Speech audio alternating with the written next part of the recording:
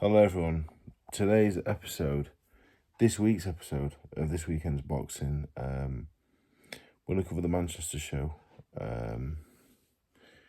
which features 4 of my gym mates. So hopefully I think they'll all win, or it could be awkward in the gym. Good card. The main event's a world-class contest. A good British title fight, a good domestic fight, 2 good domestic fights, Olympic silver medalist, and 4 good prospects. So we'll kick off with the main event. We've got El Dolfo, Jack Catterall against Arnold Barboza Jr. We'll start with El Dolfo. He's really active, He's boxed 4 times in the last 21 months, which for him is a lot. His looks really turned around. And you know what, to be fair, he's a nice fella. He is nice. He's not the biggest character in the gym, but he's nice. He's a nice fella. He's steady. And there's no wrong with that. He's a good laugh as well sometimes, but he's sound. So he's boxed Foley, Linares, Taylor, Prograis, now Barboza. On paper, you would say, well, this fella's unbeaten. He's unbeaten. Prograis and Taylor obviously more well known. This fella, to me, I'd not really heard of him before the McComb fight. But I am not an avid watcher of boxing in the US. So the McComb fight, apparently Barboza got a gift, apparently. McComb's horrible to box. McComb is horrible. This game, the longer I am doing it, no results ever surprise me, because some people just have your number, or they got your number based on styles usually, or on other physical, a physical thing about him.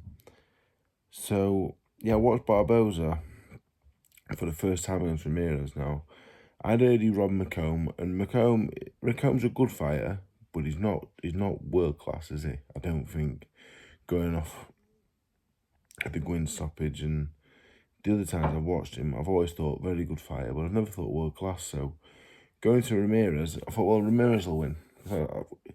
I thought I heard Jack were going to box the winners. I thought, Jack's going to box Ramirez. Ramirez has been around a long time, good fighter. Anyway, I actually watched that, because I think it was on the undercard of Billum Smith and the fucking fantastic cruiserweight, whose name has escaped me. And Barboza won. I thought he won handily, really. And it wasn't what I expected.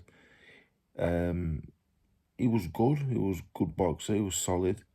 And I thought he beat Ramirez comfortably. Now, he doesn't look a puncher, going off his record. But that can be misleading, boxing, over there. A lot of them look to have Mexican-sounding names. The journeymen over there, they're different level to what we have. They're different level, tough to us. But 11 stoppages tells me he's not a massive puncher. But I thought it was good against Ramirez. It's a different fight with Jack, though. It's a different fight altogether. Jack Catterall's fucking fantastic, and I just think it'll take someone with a little bit more about him than Barboza to beat him. Not that Barboza's not good, because he's good. He's very good. He's very, very good. But to beat El Dolfo, I don't think very, very good's going to cut it, to be honest. And stylistically, it doesn't really do anything for me, to my eye. Because I watch a lot of Jack. I watch Jack about 3 hours a day when Joe was sparring him. I am sad. Very sad. But certain fighters, certain things fighters will do can trouble Jack. And having watched a little bit of Barboza, he doesn't possess any of them things or attributes. So we'll go for a Catterall points win. basically. I could have said that 5 minutes ago. I've gone around the houses. Yeah, Cattrall points. You know, he can punch a bit, Dolfo, to be fair. He's a heavy-handed bastard. Like, he's hard and he's strong and he's heavier-handed than you think. But we don't see him in that light because he's a winner and he's awkward and he's horrible and he's, you know what I mean? He's just clever. But he's all them other things as well, to be honest. He's really strong. And big at the weight as well. You don't think it, but he's a big fucker, really. But anyway, Cattrall points, I think. But a good fight, though. Barboza is good. He's a good fighter. This is a good fight, to be honest. Chief support. I was at the workout the other day. What was chief support? I think Bellotti Gomez, maybe. I think Gomez probably sells a lot of tickets. Good fight. Should have happened before. Gomez is good. Gomez is a good fighter. I thought Giles beat Gomez, to be honest. And that aside, as a win over Brian Phillips, a very close one. And he stopped Kane Baker. Now, Kane Baker's tough as old boots. And he's not a bad fighter, but they're not wins that tell me he's going to beat Bellotti, to be honest. Now, Bellotti, I won't say he's a mate of mine, but me and Reese spoke a lot over the years. Good fella, good fighter, ABA champion. And I just think wins over Kamari, Aki Fias, Liam Dillon, Levi Giles. You know, and he's got the losses, but nothing Gomez has done leads me to believe he'll beat Bellotti, and I don't think he will. I think Bellotti will win. Will he stop Gomez Jr. for me is the question. You know, nothing. I've not seen anything to tell me that Gomez is not tough. You know, but Bellotti is good. Really good old pro, and he can punch a bit as well. I'll probably Bellotti late stoppage, actually. I think he's having a real Indian summer. He's good, Bellotti. He's really good. He's underrated. He's really, really good fighter. And Gomez has just not been at this level yet, in my opinion. Hasn't been anywhere near this level. Interesting fight, though. Then we have, I think the next one down on the bill would be Zelfa Barrett, Jazza Dickens. I love Jazza Dickens. I don't know Zelfa Barrett overly. I've said hello a few times, nice fella. But I know Jazza. Now, for me, this fight is probably good timing for Zelfa, really. Jazza, good name. But if you want to look at things, Jazza is a career super bantam. He boxed Kid Galahad at featherweight for the world title. I think this is his first fight at super feather. And Zelfa Barrett is one of the biggest super feathers I've ever seen. He's ginormous. I think Jazza will have success early because he can box, and having the size disadvantage in the long run will probably pay in his favour early. And I think Jazza will have success early, but Zelfa's fresher, you know, he's younger, and he's a hell of a lot bigger. To be honest, a hell of a lot bigger. I'd have to go Zelfa stoppage, and that hurts me to say because Jazza is one of the nice guys at boxing. He's a nice fella.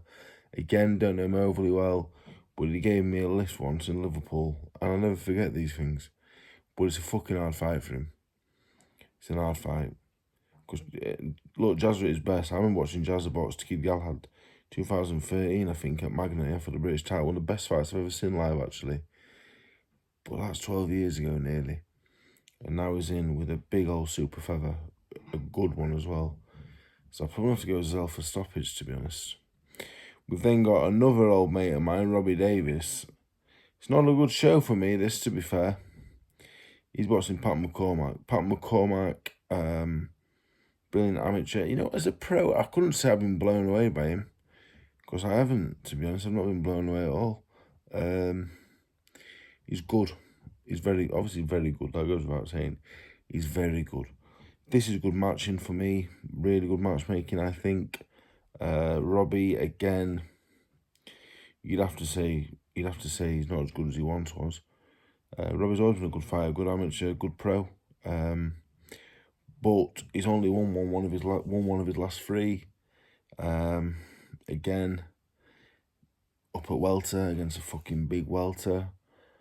They're not, Robbie and Jazza have not been picked to come and win. They've been picked as names to come and get beat up by the new kids on the block. More so Pat than Zelfa, obviously, because Zelfa's had 33 pro fights. But yeah, it's not. I don't think it's a good match for Robbie in terms of winning. Hopefully, he gets paid well. But up at welterweight against Pat McCormack is a fucking big ask, to be honest. A big ask. And I don't think McCormack's the biggest puncher in the world, to be honest, having watched his last couple of fights. But he's good. He's good, he's big, he's consistent. I just think at this stage of Robbie's career, I'd probably have to go Pat by stoppage. And Jazza and Robbie, to be honest, nothing against Pat and Zelfa. If Jazza and Robbie pulled an upset win off, I'd be over the fucking moon for him. But it ain't half a big ask. Next, we got William Crawler against Ayub Zakari. Zakari's name I recognise straight away because he actually boxed Bilal Fawaz. He beat Fawaz, who got a draw with Janae Boston the other week. And since then, he won a couple, drew one, and has lost 7 on the bounce, but hasn't been stopped. So, Zakari is a Spaniard. Crawler's look good there, to be honest. Crawler looks good. Well schooled, decent puncher. But on paper, this was a good test, really. He's not gone past he went the distance on debut. But since then, he hasn't really boxed anybody at all. This fella's going to take him 6 rounds. Will he beat Crawler? I wouldn't have thought so. But definitely a step in the right direction. Then we have 3 lads from the gym. Conor Tusbury. We'll start with Conor Tusbury because he's at the top of this list. Conor Tusbury, 100 plus amateur fights, Team GB, I think ABA Elite champion. So I've known Conor now about 6 months maybe. Started coming to the gym, mixing in with us. Nice kid, quiet, slow burner, to be honest, our friendship. I think he thought I was a fucking weirdo for about 3 months. But we've hit it off now. He's a nice kid. I've watched him spar Callum Smith, Brad Ray. He's good, he's strong, he's physically really strong. He's heavy-handed. You can see he's tough. And he does the basics right. Saddam Mohamed da Silva Cateno, we watched box. Who did he box? He boxed Ben Reese, and he put Ben Reese over. So for a professional debut, this fella is 7-5 with 5 KO wins. So, but if you've been on Team GB 100 plus amateur fights, you're dealing with that fella. So that's why he's been picked. Next, we've got Aki Fiaz against Leiden Cherkop. Cherkop, I remember because he boxed Josh Padley. He got stopped by Padley in the 6th. He lost in a 10-rounder recently. I've seen a bit of him. Didn't look amazingly good, but tough. Aki's been out for a long time, so Aki Fiaz is you know what? Probably said the same about me, but much better than you first think when you first watch him. He's really clever, moves really well. Really good boxer, actually. Really good, technically solid. He's good. He'll beat Cherkop. He might still good for him, but it's a good win on paper. It's 7-2. Last of all, we've got Alfie Middle Miss against Kane Singh. Alfie again. Alfie's been in the gym for a while now. Alfie's been in the gym. Got to be 18 months. Well, 18 months. That I've been back, maybe before then. He's a really nice kid. He's only young. He's had in Coronation Street. I tell everyone that every time I talk about him. I wasn't even old enough to watch it at the time. He's boxing Kane Singh. Kane Singh is 1-5-2.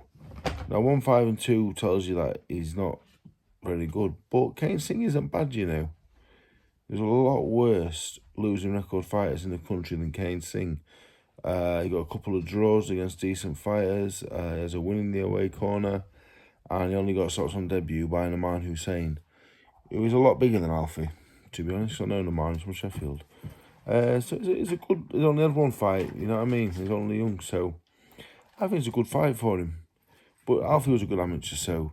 If you're a good amateur, you you should be boxing decent kids, to be honest, from the get-go, because if not, you're just stalling your progress, really, and probably end up going backwards. So I think it's a good little match. I think it's a good fight for him. I don't think it'll be a walk in the park by any means. So that is the show. My predictions, as I always give them brutally, honestly. I think Katz will win on points, but it wouldn't be one I'd be overly confident on, because he could stop Barboza, to be honest. But I would leave that alone in terms of picking a how. So I would go Bellotti stoppage, Barrett stoppage, McCormack stoppage.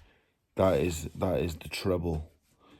And as I always say to people, I don't give betting advice, but just putting things idly in the treble, 1 may win, 2 may win. You're doing well for 3 to win, but if 2 win, and you just bet them singly and they're at a good price, you're laughing, really. I was always told that. So there's another pearl of wisdom. But anyway, that is this weekend's boxing. It's a cracking show at the Court Live. I will be there, and I'll see you all Sunday with a review.